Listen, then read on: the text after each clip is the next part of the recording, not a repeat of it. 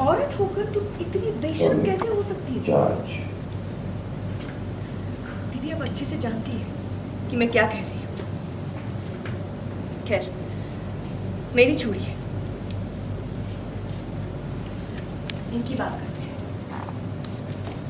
नंदिनी भाभी, इनकी बात करते हैं। नंदिनी भाभी जो अपना घर छोड़कर अपने देवर के घर में आकर रहने लगी, अपने देवर और उसकी बीवी के बीच दरार डालने की कोशिश की और अपने बिजनेस के सिलसिले में देवर के घर में रहकर उसके बीवी के खिलाफ सबके कान भड़काने लगी। नंदिनी भाभी जो अपना घर छोड़कर देवर के घर में आकर रहने लगी, अपने देवर और उसके बीवी के बीच दरार डालने की कोशिश की, अपने बिजनेस के सिलसिले में देवर के घर में रहकर उसके बीवी के खिलाफ सबके कान भरने लग गई। दीदी, इनके बारे में आप क्या कहेंगे?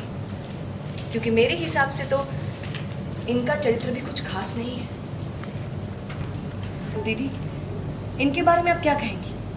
क्योंकि मेरे हिसाब से इनका चरित्र भी कुछ खास नहीं है।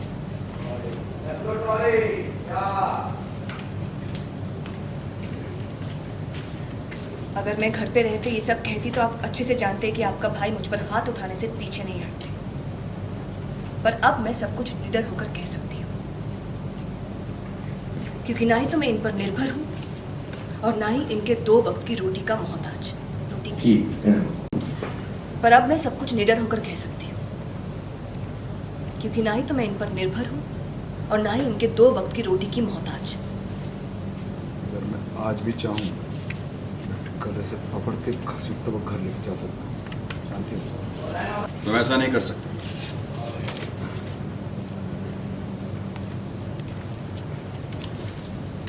ऐसा बिल्कुल नहीं कर सकते।